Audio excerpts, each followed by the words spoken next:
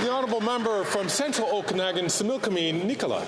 Mr. Speaker, after 8 years, we know that this Prime Minister and his NDP Liberal government are not worth the cost. His recent spending spree is inflationary and making everything worse, adding billions to the debt. This year alone, they will throw $52 billion towards debt servicing. That's more than they allocate to the provinces for health care. Doesn't the Prime Minister see his reckless spending is increasing inflation and debt, burdening all generations of already struggling Canadians? Or is he too busy cutting checks to care? The Honourable Minister. Mr. Speaker, let's delve into the numbers a little bit. When the leader of the Conservatives was Minister of Jobs, unemployment in Canada was 11% higher.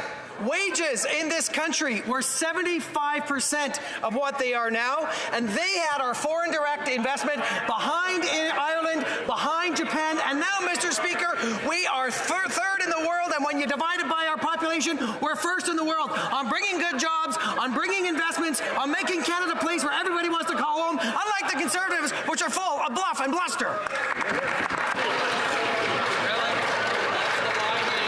The honourable member from Central Okanagan, Similkameen, Nicola. Spendy ways, my friends, spendy ways. David Dodge said that this was likely to be the worst budget since 1982. 1982? Who was Prime Minister then?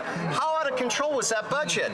How broke did Canada and Canadians become before Pierre Elliott Trudeau finally took his walk in the snow? Plus ça change, Mr. The more things change. 2 million visits to food banks in a single month. Isn't it clear that Canadians are desperately hungry for change? How many more Canadians need to visit food banks before the Prime Minister realizes that today's budget is a recipe for disaster? The Honourable Minister for Employment and Workforce Development. Thank you, Mr. Speaker. Today sounds like a day for some of the greatest hits, so let's put the Conservatives in the spotlight. Mr. Speaker, when we formed government in 2015, one of the first things we did is we asked the wealthiest 1% of Canadians to pay more. How did the Conservatives vote? Against. When we asked to make sure that Canadians and their children could have money coming to their houses every month, how did the Conservatives vote? Against. And now that we're going to have a national school food program and housing across this country and investments to grow this country, how are the Conservatives going to vote against?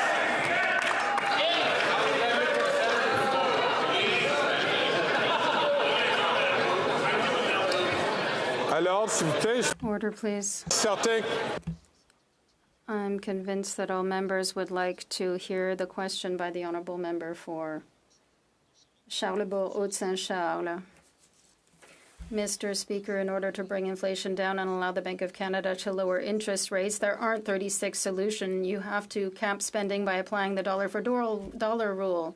Want to spend a dollar? Save a dollar somewhere else. It's simple. It's how everybody manages their budget at home.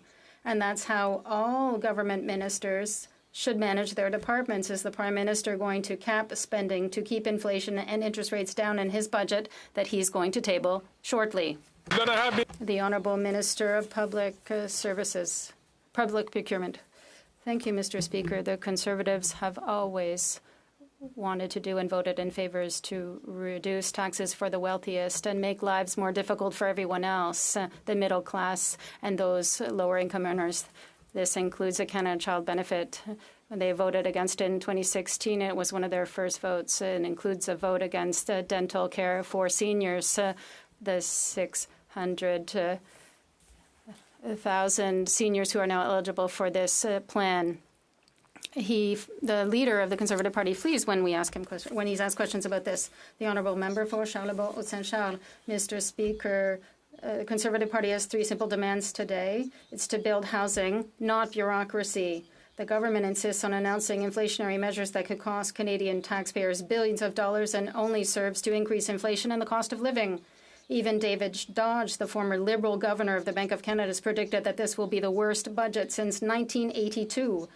Will the Prime Minister commit to following the demands of the Leader of the Official Opposition and build housing, not bureaucracy? The Honourable Minister of Public Procurement. My esteemed colleague is putting the Leader of the Opposition and housing together. He built 6 affordable housing units when he was Minister of Housing. So that's all he built during his mandate when he was the minister responsible for housing for the entire country. In my colleague's own riding, if I can say, there's only 12 affordable housing units that were built. So that's more than twice what the Conservative leader built.